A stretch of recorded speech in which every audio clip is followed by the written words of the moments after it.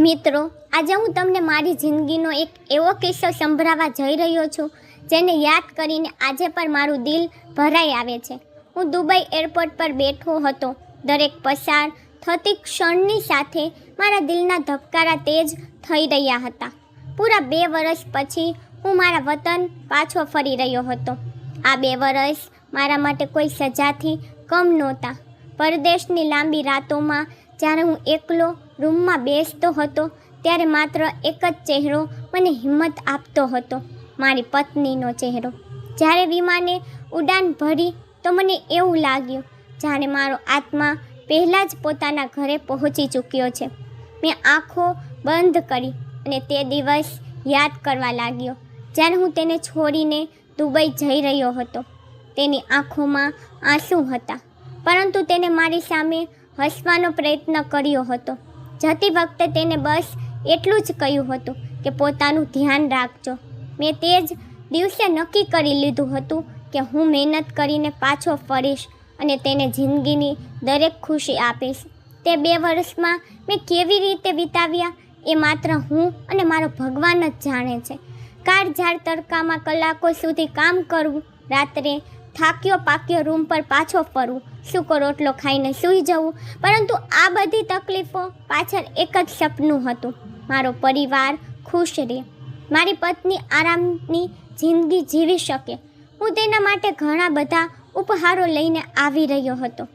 એક સુંદર કપડાની જોડી, કેટલાક ઘરેણાં અને નાની નાની વસ્તુઓ જેને ખરીદવા માટે મેં મારી કેટલીક ઈચ્છાઓ દબાવી દીધી હતી. આખી સફરમાં હું બસ એ જ વિચારતો રહ્યો કે જ્યારે હું અચાનક તેની સામે જઈશ તો તેના ચહેરા પર કેવી ખુશી હશે. કદાચ તે મને જોઈને રડી પડશે, કદાચ કંઈ બોલી જ નહીં શકે. દુબઈથી જયપુર અને પછી પોતાના શહેર સુધીની સફર મને ખૂબ લાંબી લાગી રહી હતી. ટેક્સીમાં બેઠેલો હું રસ્તામાં આખો વખત બહાર જોતો રહ્યો. જેવો મારી ગલીનો વળાંક આવ્યો, મારું દિલ જોર જોરથી ધબકવા લાગ્યું. હું વિચારી રહ્યો હતો કે ઘરના લોકો મને જોઈને કેટલા ખુશ થશે અને મારી પત્ની, જેને પૂરા 2 વર્ષ મારી રાહ જોઈ, હવે તેની બધી તકલીફો ખતમ થઈ જશે. જેવો હું મારા ઘરના મોટા ગેટની અંદર ગયો, મારી નજર સૌથી પહેલાં મારી પત્ની પર પડી. તે આંગણમાં કચરો વારી રહી હતી. તેને જોઈને મારું દિલ બેસી ગયું. તેનો ચહેરો બિલકુલ ફીકો પડી ગયો હતો.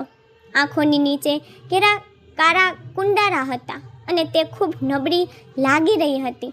મને જોતાં જ તેના હાથમાંથી ચાવેણી નીચે પડી ગઈ. તે બસ મને જોતી જ રહી ગઈ. તેની આંખોમાં ખુશી પણ હતી, પરંતુ સાથે જ એક અજીબ ડર પણ દેખાઈ રહ્યો હતો.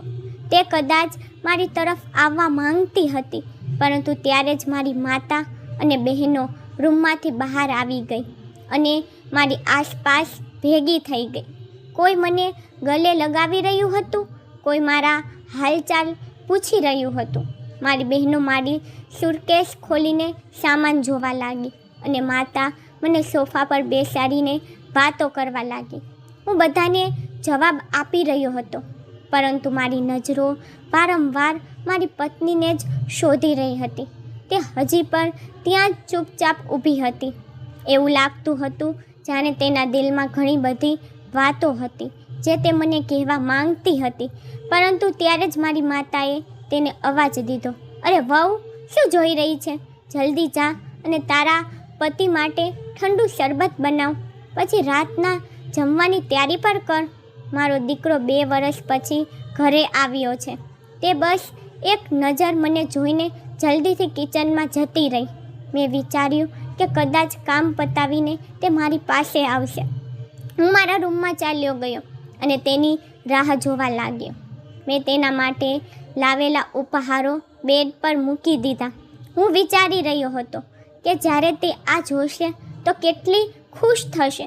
પરંતુ મિત્રો, કલાકો વીતી ગયા, તે ન આવી. બહાર ઘરના લોકોના હસવાનો અને વાતોનો અવાજ સંભળાઈ રહ્યો હતો, પણ મારું દિલ બેચેન થઈ રહ્યું હતું. રાત્રે આશરે 11 વાગે હું મારા રૂમમાંથી બહાર નીકળ્યો. જોયું તો બધા લોકો આરામથી સૂઈ ગયા હતા, પરંતુ કિચનમાંથી વાસણોનો અવાજ આવી રહ્યો હતો. હું ધીમે ધીમે કિચન તરફ ગયો.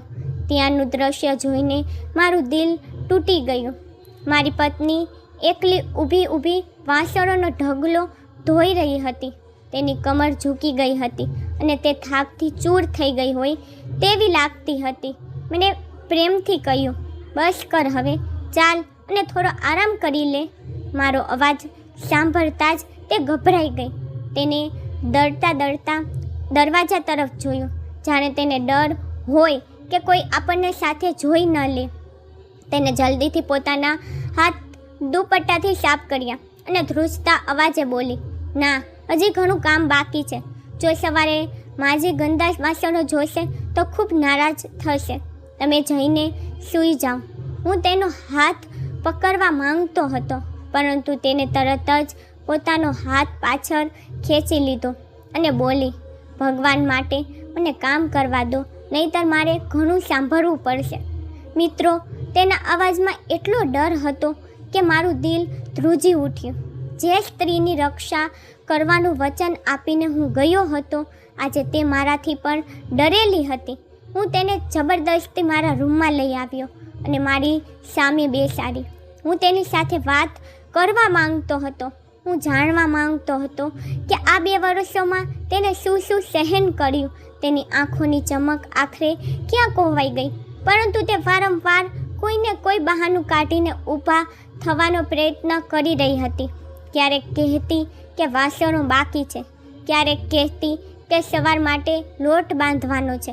મને સમજાતું નહોતું કે તે મારાથી દૂર ભાગવા માંગે છે કે પછી ઘરના કામોના ડર અને ટેન્શનમાં જીવી રહી છે. તેના કપાળ પર પરસેવો હતો અને તે વારંવાર દરવાજા તરફ જોઈ રહી હતી, જાણે બહાર કોઈ ઊભું હોય અને તેના પર નજર રાખી રહ્યું હોય. તેની આ હાલત જોઈને મારું દિલ તૂટી રહ્યું હતું. મેં તેને સમજાવવાનો અને આશ્વાસન આપવાનો પ્રયત્ન કર્યો, પરંતુ તેનું ધ્યાન દર વખતે કિચન અને કામોમાં જ અટકેલું હતું. પછી હું પોતે તેની સાથે કિચનમાં ચાલ્યો ગયો અને તેની સાથે વાસણો ધોવા લાગ્યો. મને એવું કરતો જોઈને તે ખરાબ રીતે ગભરાઈ ગઈ. તેના ચહેરાનો રંગ ઉડી ગયો અને તે ઉતાવળે કહેવા લાગી, તમે રૂમમાં જાઓ, ભગવાન માટે આ કામ ન કરો. જો કોઈ જોઈ લેશે તો બહુ મોટો હોબાળો થઈ જશે. હું કરી લઈશ, બસ થોડું જ કામ બાકી છે. તમે તમારી ઇજ્જત કેમ ઓછી કરી રહ્યા છો? તેના અવાજમાં એટલો ડર અને લાચારી હતી કે મારા દિલ પર જ્યારે કોઈએ ઘા કર્યો હોય. તે મારા હાથમાંથી વાસણ સાફ કરવાનું કપડું છૂટવવા લાગી અને તેની આંખોમાં આંસુ આવી ગયા. તે બોલી, આ ઘરમાં પુરુષોનું કિચનમાં આવું ગુનો ગણાય છે. તેની હાલત જોઈને હું ચૂપ થઈ ગયો. ભારે પગલે પાછો મારા રૂમમાં આવી ગયો. હું પલંગ પર સૂઈ ગયો અને તેની રાહ જોવા લાગ્યો. હું ઈચ્છતો હતો કે જ્યારે તે કામ પતાવીને આવે તો હું તેને એ બધા ઉપહારો આપીશ જે હું આટલે દૂરથી તેના માટે લાવ્યો હતો. પરંતુ મિત્રો, તે રાત્રે મારી આંખોમાં ઊંઘ નહોતી. મારા મગજમાં બસ તેનો ઉતરેલો ચહેરો, ધ્રુજતા હાથ અને તેની થાકેલી આંખો જ ઘૂમી રહી હતી. હું વારંવાર એ જ વિચારતો હતો કે શું મારી પરદેશની કમાણીનું આ જ પરિણામ હતું? શું મારી ગેરહાજરીમાં મારી પત્નીને આ રીતે તકલીફોમાં જીવવું પડ્યું? તેના ધ્રુજતા હાથ, જેનાથી તે આખી રાત વાસણો સાફ કરી રહી હતી, જાણે મારા દિલ પર ઘા કરી રહ્યા હતા. હું બસ એ જ રાહમાં હતો કે તે રૂમમાં આવે અને હું તેને પૂછી શકું કે મારા ગયા પછી તેને આ 2 વર્ષ આખરે કેવી રીતે ગુજાર્યા. હું એ જ રાહમાં આખી રાત પરખા બદલતો રહ્યો, પરંતુ તે પાછી રૂમમાં ન આવી. મને ખબર જ ના પડી કે ક્યારે મારી આંખ લાગી ગઈ. અડધી રાત્રે અચાનક મારી ઊંઘ ઉડી તો મેં જોયું કે તે મારી પાસે પલંગ પર નહોતી. તે મારાથી થોડી દૂર જમીન પર એક જૂની ચટાઈ પાથરીને ત્યાં જ થાકેલી સૂઈ ગઈ હતી. તેને આ હાલતમાં જોઈને મારા દિલમાં તેના માટે ખૂબ પ્રેમ ઉભરાઈ આવ્યો અને સાથે જ એક દર્દ પર ઉપડ્યું કે કદાચ 2 વર્ષ પછી પાછા ફરેલા પોતાના પતિની પાસે બેસવાની પણ તેની હિંમત બચી નહોતી. હું ધીમેથી પલંગ પરથી નીચે ઉતર્યો અને તેની પાસે જઈને બેસી ગયો. ચંદ્રના આછા પ્રકાશમાં તેનો ચહેરો વધુ માસૂમ અને લાચાર લાગી રહ્યો હતો. મેં ખૂબ પ્રેમથી તેના વિખરાયેલા વાળને સ્પર્શ કર્યો. ક્યારેક જે વાળ રેશમ જેવા મુલાયમ હતા, હવે કામની ધૂળ અને બેદરકારીથી ગૂંચવાઈ ગયા હતા. મેં નમીને તેના કપાળને ચૂમ્યું, પરંતુ તે એટલી ગાઢ ઊંઘમાં હતી કે તેની આંખ પર ન ખુલી. કદાચ થાકે તેના શરીરને પૂરેપૂરું તોડી નાખ્યું હતું. મિત્રો, હું આખી રાત ત્યાં જ તેના ઓશિકા પાસે બેસી રહ્યો. ક્યારેક તેના કપાળને પંપાળતો, ક્યારેક તેના હાથોને જોતો. જ્યારે પણ મહેનત અને તકલીફના નિશાન સાફ દેખાઈ રહ્યા હતા. મારું દિલ વારંવાર એ જ કહી રહ્યું હતું કે કાશ હું તેને અત્યારે જ જગાડીને કહી દઉં કે હવે હું પાછો આવી ગયો છું. હવે તેને કોઈનાથી ડરવાની જરૂર નથી. હું પ્રેમથી તેનો હાથ પંપાળતો રહ્યો અને તે બેખબર સૂતી રહી, જાણે તેને વર્ષો પછી શાંતિની ઊંઘ મળી હોય. તે રાત મારા માટે ખૂબ ભારે હતી. મને એવું લાગી રહ્યું હતું જાણે મારા પ્રેમને પોતાના લોકોના વર્તનને અંદરથી તોડી નાખ્યો હોય. તે જ રાત્રે મેં દિલમાં નિર્ણય કરી લીધો કે હવે હું તેની આંખોમાં આ થાક અને ડર ક્યારેય નહીં રહેવા દઉં. સવારે જ્યારે મારી આંખ ખુલી તો તે ફરી રૂમમાં નહોતી. હું તૈયાર થઈને નાસ્તાના ટેબલ પર પહોંચ્યો તો જોયું કે તે મારા પહેલાં ઉઠીને આખા ઘરનું કામ સંભાળી ચૂકી હતી. મારો નાનો ભાઈ અલગ અલગ વસ્તુઓની ફરમાઈશ કરી રહ્યો હતો. બહેનો પોતાની વાતોમાં વ્યસ્ત હતી અને મારી પરિણીત બહેનો પણ મારા આવવાના સમાચાર સાંભળીને ઘરે પહોંચી ગઈ હતી. આખું ઘર જાણે મેળામાં બદલાઈ ગયું હતું, પરંતુ મારી પત્ની તે ભીડમાં ક્યાંય દેખાઈ રહી નહોતી. તે એકલી કિચનમાં ઊભી રહીને બધાની ફરમાઈશો પૂરી કરી રહી હતી. ક્યારેક કોઈના માટે પરોઠા બનાવી રહી હતી, ક્યારેક કોઈને ચા આપી રહી હતી. તેને આખા જમવાના ટેબલને જાત જાતના ભોજનથી ભરી દીધું હતું. ઈંડા, ચણા, દહીં, પરોઠા બધું જ હાજર હતું. અમે બધા લોકો આરામથી ટેબલ પર બેઠા હતા, પરંતુ જો કોઈ તે મેજ પર નહોતું તો તે મારી પત્ની હતી. તે કિચનમાં એક ગરમ તવાની સામે ઊભી પરસેવેથી રેબઝેબ થઈને કામ કરી રહી હતી. મેં કોળિયો હાથમાં લીધો, પરંતુ મારો ગળ તો જાણે રૂંધાઈ ગયો હતો. હું વારંવાર રસોડા તરફ જોઈ રહ્યો હતો. મેં જમવા માટે તેની રાહ જોવાનું શરૂ કર્યું. ત્યારે જ માતાના નારાજ થઈને બોલી, જમવાનું ઠંડુ થઈ રહ્યું છે, ખા તો કેમ નથી?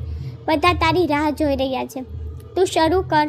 મેં ધીમેથી કહ્યું, માં, સીમા નથી આવી. તે આવી જાય તો તેની સાથે ખાઈશ. મારી વાત સાંભળીને માતા હલકું હસી પડી અને લાપરવાહીથી બોલી, અરે તું ખા, સીમા પછી ખાઈ લેશે. તેને હજી ઘણું કામ પતાવવાનું છે. મહેમાન આવેલા છે, વાસણો પડ્યા છે. બધું કામ ખતમ કરીને પછી આરામથી ખાશે. તું ચિંતા ના કર. માતાની આ રીત એવી હતી જાણે સીમા આ ઘરની સભ્ય નહીં, પણ કોઈ મશીન હોય જેને ન ભૂખ લાગતી હોય કે ન થાક લાગતો હોય. મારી બહેનો પણ હસી મજાકમાં મગન હતી. કોઈએ એકવાર પણ રસોડા તરફ વળીને ન જોયું કે ત્યાં કોઈ માણસ ગરમીમાં ઊભો રહીને બધા માટે ખાવાનું બનાવી રહ્યો છે. મેં જોયું કે તે એક ખૂણામાં ઊભી વાસણો પાસે લાગેલી હતી અને તેની નજર એક ક્ષણ માટે જમવાના મેજ પર રાખેલી તે રોટલીઓ પર ગઈ જેને તેને પોતે બનાવી હતી, પરંતુ બીજી ક્ષણે તે ફરી કામમાં લાગી ગઈ. આ જોઈને મારા સીનામાં જાણે આગ લાગી ગઈ. મેં ચૂપચાપ કોળિયો પાછો પ્લેટમાં મૂકી દીધો અને ખુરશી પાછળ ખસેડીને ઊભો થઈ ગયો, કારણ કે હવે મારા માટે તે ખાવાનું ગળે ઉતારવું પણ મુશ્કેલ થઈ ગયું હતું. મને લાગી રહ્યું હતું જાણે જમવાના કોળિયા નહીં પણ કાંટા ગળામાં ખૂંચી રહ્યા હોય. મને ઊભો થતો જોઈને માતા બોલી, અરે બેટા, હજી તો તે જમવાનું શરૂ કર્યું હતું, ક્યાં જાય છે? મેં બસ એટલું જ કહ્યું, એક જરૂરી ફોન કરવો છે, અને ધીમે ધીમે મારા રૂમમાં આવી ગયો. પરંતુ મારું દિલ કેટલું ભારે હતું એ માત્ર હું જ જાણતો હતો. થોડી વાર પછી માતાએ અવાજ દીધો અને બોલી, તારો સામાન લઈને આવ. હું પોતે જોઈશ કે મારો દીકરો શું લઈને આવ્યો છે. હું એક મોટી સુટકેસ ઉઠાવીને માતાની સામે લઈ આવ્યો. જેવી મેં સુટકેસ મૂકી, ઘરના બધા લોકો તેની આસપાસ એવી રીતે જમા થઈ ગયા જાણે તેમાં કોઈ ખજાનો રાખ્યો હોય. માતા પોતે મોટા ઉત્સાહથી સામાન ખોલવા લાગી અને એક વસ્તુ કાઢીને બધાને બતાવવા લાગી. હું ચૂપચાપ એક ખૂણામાં ઊભો બધું જોઈ રહ્યો હતો, પરંતુ મારી નજર વારંવાર તે ખાસ જોડી કપડાં પર જઈ રહી હતી જે મેં ખૂબ પ્રેમથી સીમા માટે ખરીદી હતી. તે ખૂબ જ સુંદર અને મોંઘી કપડાની જોડી હતી, જેના પર હાથથી સુંદર કઢાઈ કરવામાં આવી હતી. જેવી જ તે જોડી બહાર નીકળી, મારી પરિણીત બહેનની આંખો ચમકી ઉઠી. તેને તરત જ તે જોડી ઉઠાવી લીધી અને ખુશીથી પોતાના સીના સરસી ચાપીને બોલી, વાહ ભાઈ, આ તો બહુ સુંદર છે. આ મારા માટે જ લાવ્યા છો ને? તમને ખબર હતી કે મને આ જ રંગ ગમે છે. તેની વાત સાંભળીને મેં સ્પષ્ટ શબ્દોમાં કહ્યું, ના, આ મેં સીમા માટે ખરીદ્યું છે. મારી આ વાત સાંભળતા જ મારી બહેનોના ચહેરાની બધી ખુશી ગાયબ થઈ ગઈ. તેની આંખોમાં આંસુ આવી ગયા. તેને ગુસ્સામાં તે જોડી બેડ પર ફેંકી દીધી અને રડતા રડતા બોલી, અચ્છા, તો હવે વિદેશ જઈને તમે બદલાઈ ગયા છો. હવે બહેન કરતાં પત્નીની ચિંતા વધારે થવા લાગી છે. આ સાંભળીને માતાએ પણ મને એવી રીતે જોયો જાણે મેં કોઈ બહુ મોટી ભૂલ કરી દીધી હોય. આખા રૂમમાં અચાનક સન્નાટો છવાઈ ગયો. મારી બહેન રડતા રડતા કહેવા લાગી, અત્યાર સુધી ભાઈ મારા ન રહ્યા.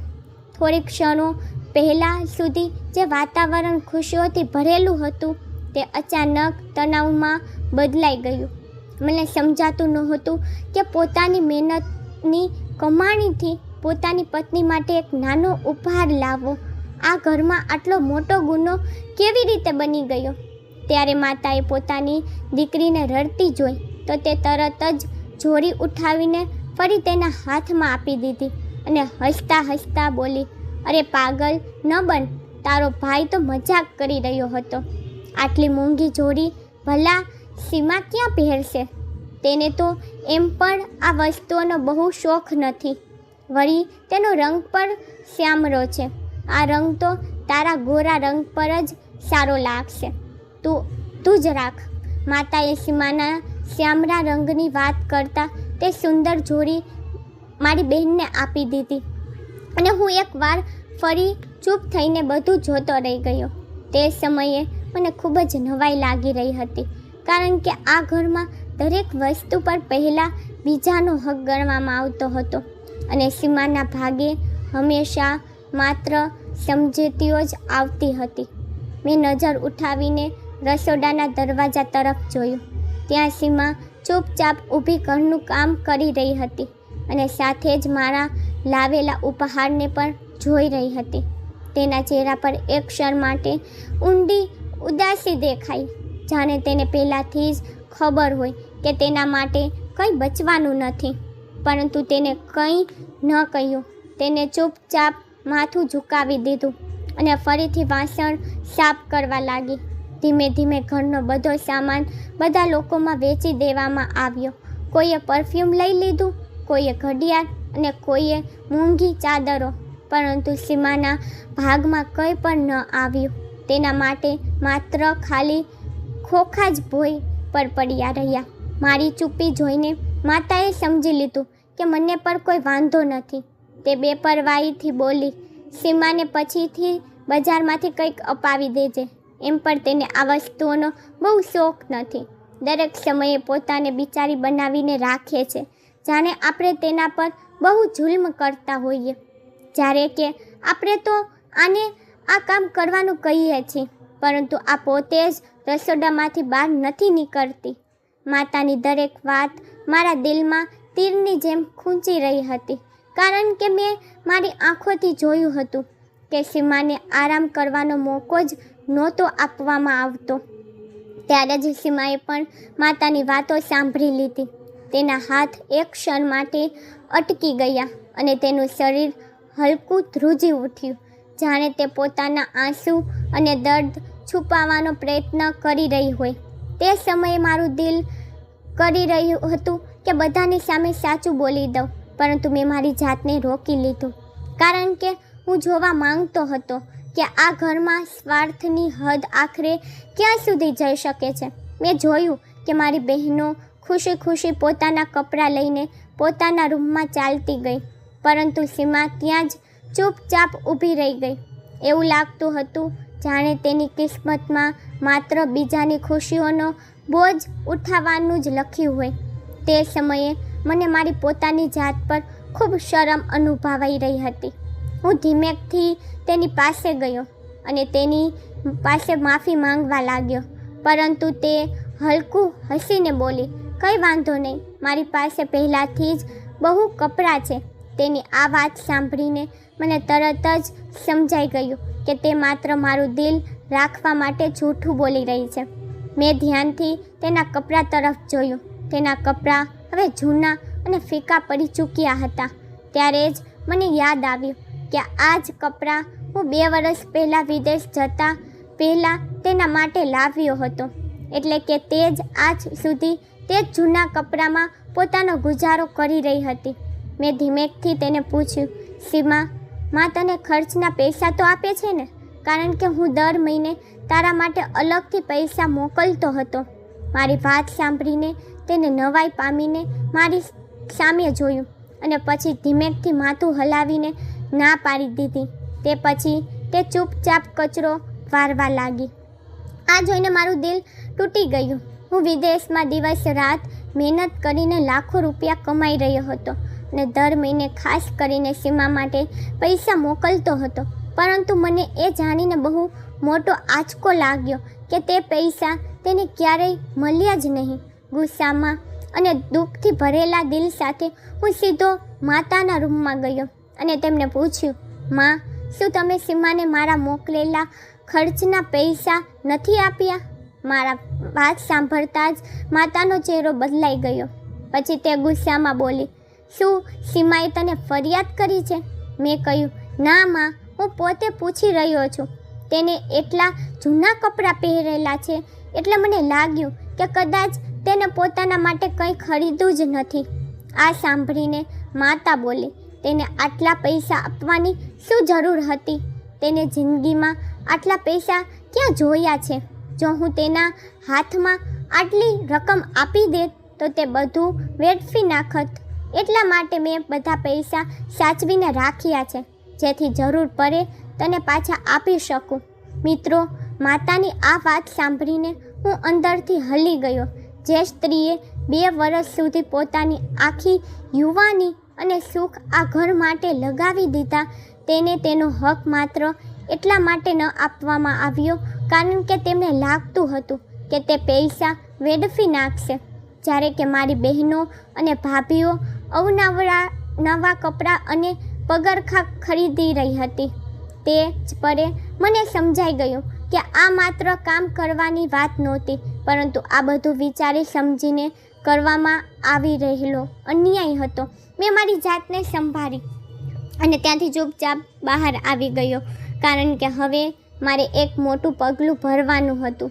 દરેક પસાર થતા દિવસની સાથે મારું દિલ વધુ ભારે થતું જતું હતું. હું મારી આંખોથી જોઈ રહ્યો હતો કે મારી મહેનતની કમાણી કઈ રીતે વિચાર્યા વગર ખર્ચાઈ રહી હતી. મારી મોટી ભાભી, જે પોતે કોઈ કામ નહોતી કરતી, તેના ખર્ચા સૌથી વધારે હતા. મારો મોટો ભાઈ પર કંઈ કમાતો નહોતો, પરંતુ તેના બધા ખર્ચા માતા જ ઉપાડતી હતી. અને મિત્રો, આ બધું મારી મહેનતની કમાણીનું હતું, જે હું વિદેશમાં દિવસ રાત મહેનત કરીને મોકલતો હતો. મારા નાના ભાઈઓએ મોંઘી મોટરસાઇકલો ખરીદી રાખી હતી. તેઓ આખો દિવસ મિત્રો સાથે ફરતા રહેતા અને પેટ્રોલના પૈસા પણ માતા પાસેથી જ લેતા હતા. મારી નાની બહેનો આખો દિવસ પોતાની બહેનપણીઓના ઘરે બેસી રહેતી અને મારી પરિણીત બહેન, જેનું પોતાનું ઘર હતું તે પર પોતાનો અને પોતાના બાળકોનો ખર્ચ માતા પાસેથી જ પૂરો કરાવતી હતી. મને એવું લાગવા લાગ્યું હતું જાણે આખો પરિવાર મારી કમાણી પર આરામની જિંદગી જીવી રહ્યો હોય અને કોઈને તેમાં કોઈ શરમ અનુભવાતી નહોતી. પરંતુ સૌથી વધુ દુઃખ મને એ વાતનું હતું કે જે પૈસાના કારણે આ બધા લોકો આરામથી જીવી રહ્યા હતા તે જ ઘરમાં મારી સહનશીલ પત્ની નોકરાની જેવી જિંદગી વિતાવી રહી હતી. તેને ઠીકથી પેટ ભરીને ખાવાનું પણ નહોતું મળતું અને આ તો કોઈ તેની સાથે પ્રેમથી વાત કરતું હતું. એક દિવસ મેં જોયું કે મારી પત્ની આંગણમાં ઊભી રહીને બધાના કપડાં ધોઈ રહી હતી. સતત કામ કરતાં કરતાં તેની કમર ઝૂકી ગઈ હતી, જ્યારે કે મારી બહેનો અંદર બેસીને આરામથી ફિલ્મ જોઈ રહી હતી. તે દિવસે મારી ધીરજનો અંત આવી ગયો. તે જ સાંજે કેટલાક દૂરના સંબંધીઓ અને મહેમાનો ઘરે આવેલા હતા. હંમેશાની જેમ માતાએ સીમાને અવાજ દીધો અને કહ્યું, જલ્દીથી મહેમાનો માટે ખાવા પીવાની વ્યવસ્થા કર અને જો કેટલાક કપડાં પડ્યા છે તેને પર અત્યારે જ ધોઈ નાખજે. મહેમાનોની સામે આ સાંભળીને સીમાએ ચૂપચાપ માથું ઝુકાવી દીધું અને થાકેલી હાલતમાં રસોડા તરફ વધી ગઈ. ત્યારે જ હું કંઈ પણ બોલ્યા વગર ઊભો થયો. આંગણમાં પડેલા કપડાના ઢગલા પાસે જઈને બેસી ગયો અને સાબુ ઉઠાવીને એક એક કરીને કપડાં ધોવા લાગ્યો. આ જોઈને આખા ઘરમાં એકદમ સન્નાટો છવાઈ ગયો. જેવો મેં બધાના કપડાં ધોવાનું શરૂ કર્યું, મારી માતા જલ્દીથી દોડતી આવી અને ગુસ્સામાં ચીસો પાડીને બોલી, અરે બેટા, આ શું કરી રહ્યો છે? મહેમાનોની સામે આપણી ઇજ્જત ધૂળમાં મેળવીશ કે શું? શું આ પુરુષોનું કામ છે? તેમની વાત સાંભળીને મેં હસતા હસતા ત્યાં બેઠેલા મહેમાનો તરફ જોયું અને ઊંચા અવાજે કહ્યું, માં, જ્યારે આ ઘરની વહુ જેના સહારે આ આખું ઘર ચાલી રહ્યું છે તે એકલી બધાના કપડાં ધોઈ શકે છે તો તેનો પતિ તેની મદદ કેમ ન કરી શકે? જો મારા કપડાં ધોવાથી તમારી ઇજ્જત ચાલી જાય છે તો શું તેની દિવસ રાતની મહેનત પર તમને ગર્વ અનુભવાય છે? મારી આ વાત સાંભળીને ત્યાં બેઠેલા મહેમાનો એકબીજાનો ચહેરો જોવા લાગ્યા અને માતા થોડીક ક્ષણો માટે બિલકુલ ચૂપ થઈ ગઈ. પછી તેમને જલ્દીથી મારી બહેનને ઇશારો કર્યો. મારી બહેન ગભરાઈને આગળ આવી, મારા હાથમાંથી કપડાં લઈ લીધા અને પોતે બેસીને કપડાં ધોવા લાગી. આ બધું જોઈને સીમાના ચહેરા પર કેટલાય પ્રકારના ભાવો આવી ગયા. તેને સમજાતું નહોતું કે તે ખુશ થાય કે આવનારા ઝઘડાથી ડરી જાય. મહેમાનોના ગયા પછી આખા ઘરમાં એક ભારે સન્નાટો છવાઈ ગયો. પછી માતાએ ગુસ્સામાં સીમાને પોતાના રૂમમાં બોલાવી. પરંતુ આ વખતે મેં નક્કી કરી લીધું હતું કે હું સીમાને એકલી નહીં છોડું. હું પણ તેની સાથે માતાના રૂમમાં ચાલ્યો ગયો. મને જોઈને માતા ચોંકી ગઈ અને ઊંચા અવાજે બોલી, તું બહાર જા, મારે વહુ સાથે જરૂરી વાત કરવી છે. મેં ત્યાં જ ઊભા રહીને કડક અવાજમાં કહ્યું, ના માં, હવે તમે મારી પીઠ પાછળ મારી પત્ની સાથે કોઈ વાત નહીં કરો. જે પણ કહેવું હોય મારા સામે કહો. મારી વાત સાંભળતા જ માતાનો ચહેરો ગુસ્સાથી ભરાઈ ગયો. તે બોલી, હું જોઈ રહી છું જ્યારથી તું દુબઈથી પાછો આવ્યો છે તને અમારા વિરુદ્ધ કરી દીધો છે, એટલા માટે હવે તને આ બહુ બિચારી દેખાય છે. અરે, દરેક વહુ પોતાના સાસરામાં કામ કરે છે, એમાં નવું શું છે? અને જ્યારે આ નહોતી ત્યારે મોટી વહુ પણ તો આખું ઘર સંભાળતી હતી. જો આને થોડા દિવસ કામ કરી લીધું તો કયો અમારા પર કોઈ એહસાન કરી દીધો?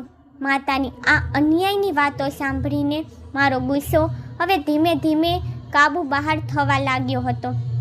મેં માતાની આંખોમાં આંખો પરોવીને કહ્યું, માં, મોટી ભાભીએ જેટલું કામ કર્યું તેના બદલામાં તેમને દરેક સુખ મળ્યું.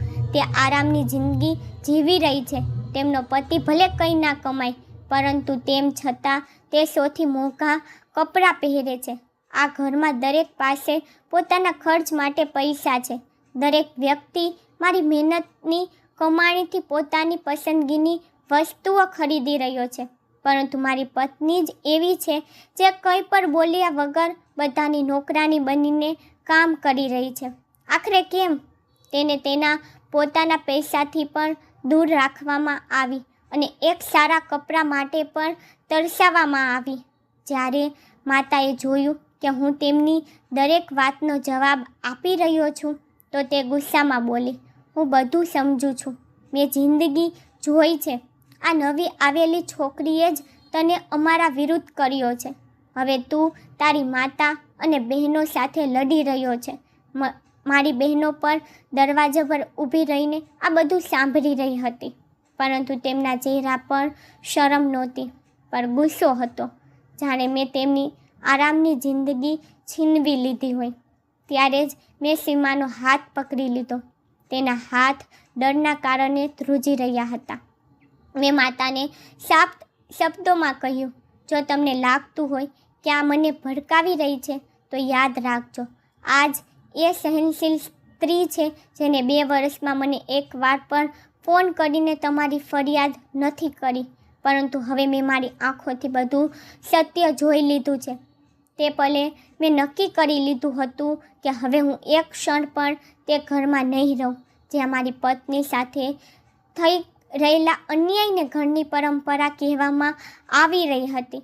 તે જ સમયે મેં બધાની સામે મારી પત્નીનો હાથ પકડ્યો અને તેને પોતાના રૂમમાં લઈ આવ્યો.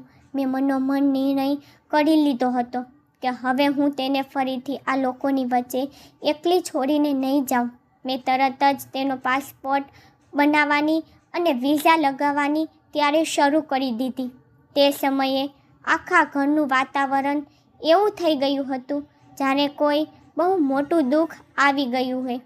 જ્યારે મેં નિર્ણય કર્યો કે હું સીમાને મારી સાથે વિદેશ લઈ જઈશ, ત્યારે મારી માતા અને બહેનોએ ઘરમાં બહુ હોબાળો કર્યો. તેઓ મારા પર જાત જાતના આક્ષેપો લગાવવા લાગી. વારંવાર એ જ કહી રહી હતી કે જો સીમા મારી સાથે ચાલી જશે તો હું તેમને પૈસા મોકલવાનું બંધ કરી દઈશ અને પછી તેમને શું થશે. તેમની વાતો સાંભળીને મને બહુ દુઃખ થયું, કારણ કે તેમને પોતાની વહુ કે ભાભીના જવાનું દુઃખ નહોતું. તેમને માત્ર એ વાતનો ડર હતો કે દર મહિને મળતા પૈસા બંધ થઈ જશે. ત્યારે મેં માતાને સાફ શબ્દોમાં કહ્યું, જે તમારો હક છે તે હંમેશા મોકલીશ, પરંતુ હવે હું મારી પત્ની સાથે વધુ કોઈ અન્યાય નહીં થવા દઉં. આ મારી પત્ની છે અને આની ઇજ્જત થતાં સુરક્ષા કરવી એ મારી સૌથી પહેલી ફરજ છે. મિત્રો, જ્યારે બધા કાનૂની કામ પૂરા થઈ ગયા ત્યારે હું મારી પત્નીને લઈને વિદેશ ચાલ્યો ગયો. વિમાનમાં બેસતી વખતે મેં તેની આંખોમાં જે ખુશી અને શાંતિ જોઈ તે પાછલા 2 વર્ષમાં પહેલી વાર દેખાઈ હતી. જ્યારે અમે દુબઈ પહોંચ્યા અને હું તેને મારા નાના પર શાંત ઘરમાં લઈ ગયો તો જાણે તેની આખી જિંદગી જ બદલાઈ ગઈ. તે દરેક વસ્તુને બહુ નવાઈથી જોઈ રહી હતી, કારણ કે કદાચ તે ખુલીને જીવવાનું જ ભૂલી ચૂકી હતી. તેને વિશ્વાસ નહોતો થઈ રહ્યો કે હવે તેને સવારે અંધારામાં ઉઠીને આટલા બધા લોકો માટે ખાવાનું નહીં બનાવવું પડે અને ના તો કોઈની વઢ સાંભળવી પડશે. મેં ધીમે ધીમે તેને ફરીથી જિંદગીની ખુશીઓ સાથે મેળવી આપી. મેં તેના માટે નવા કપડાં ખરીદ્યા અને તેને તે બધી ખુશીઓ આપવાનો પ્રયત્ન કર્યો જેનાથી તે આટલા વર્ષો સુધી દૂર રહી હતી. એક સાંજે અમે બંને સાથે બેઠા હતા. મેં તેનો હાથ મારા હાથમાં લીધો અને તેની પાસે મારી ભૂલની માફી માંગી. મેં કહ્યું કે મને આ 2 વર્ષોમાં તેની તકલીફનો બિલકુલ અહેસાસ ના થઈ શક્યો અને હું તેને તે મુશ્કેલ પરિસ્થિતિઓમાં એકલી છોડીને ચાલ્યો ગયો. મારી વાતો સાંભળતા જ તે રડતી રડતી મારા સીના સરસી ચાંપી ગઈ. તેને કહ્યું કે તે પરિસ્થિતિઓથી મજબૂર હતી. તેના માતા પિતાએ તેને હંમેશા દરેક પરિસ્થિતિમાં ચૂપચાપ બધું સહન કરવાની અને ધૈર્ય રાખવાની શીખ આપી હતી. એટલા માટે તેને ક્યારેય મારી પાસે કોઈ ફરિયાદ નહોતી કરી. તેને ડર હતો કે જો મને તેની પરેશાનીઓ વિશે ખબર પડશે તો હું પરદેશમાં વધુ પરેશાન થઈ જઈશ. તેની વાતો સાંભળીને હું બસ એ જ વિચારતો રહ્યો કે ભગવાને આ સ્ત્રીને કેટલું મોટું દિલ આપ્યું છે. આજે હું અને સીમા પરદેશમાં ખૂબ શાંતિ અને ખુશીની જિંદગી જીવી રહ્યા છીએ. હું આજે પણ મારી માતાને દર મહિને તેમના ખર્ચના પૈસા મોકલું છું, પરંતુ હવે મેં મારા ભાઈ, ભાભી અને પરિણીત બહેનોનો ખર્ચ ઉપાડવાનું બંધ કરી દીધું છે. હા, મારી નાની બહેનોના ભણતર અને લગ્નની જવાબદારી આજે પણ મારી છે અને હું તેને ખુશીથી નિભાવીશ. પરંતુ હવે મારા ભાઈઓએ પોતાની જવાબદારીઓ પોતે સમજવી પડશે, કારણ કે મિત્રો, મેં હવે એ શીખી લીધું છે કે બીજાનું ઘર વસાવવા માટે પોતાની જિંદગી બરબાદ કરી દેવી એ કોઈ સમજદારી નથી હોતી. આજે મારા ઘરમાં શાંતિ છે અને મારી પત્નીના ચહેરા પર તે સ્મિત ફરી પાછું આવી ગયું છે, જે 2 વર્ષ પહેલાં ક્યાંક ખોવાઈ ગયું હતું. મિત્રો, આ વાર્તામાંથી આપણને એ શીખ મળે છે કે સંબંધો માત્ર જવાબદારીઓથી નહીં, પરંતુ સન્માન અને પ્રેમથી નિભાવવામાં આવે છે.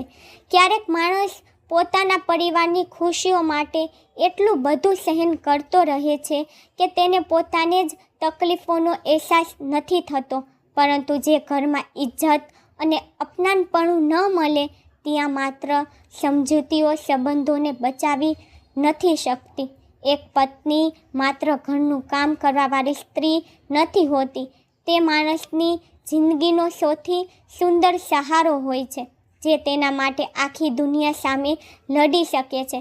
અને સત્ય તો એ જ છે મિત્રો, પોતાના લોકોએ આપેલું દર્દ અવનાવાળા સૌથી સુંદર તકલીફ આપે છે. જો આ વાર્તાઓ તમને તમારા દિલને સ્પર્શ કર્યો હોય તો વિડીયોને લાઈક કરજો અને કોમેન્ટ કરીને જણાવજો કે જો તમને તે યુવકની જગ્યાએ હોત તો શું નિર્ણય લેત. આવી જ દિલને સ્પર્શી જાય તેવી અને સાચી તથા ભાવુક વાર્તાઓ સાંભળવા માટે અમારી ચેનલને સબસ્ક્રાઈબ જરૂરથી કરજો. મળી એક નવી વાર્તા સાથે. ત્યાં સુધી પોતાનું અને પોતાના પરિવારનું ધ્યાન રાખજો. ધન્યવાદ.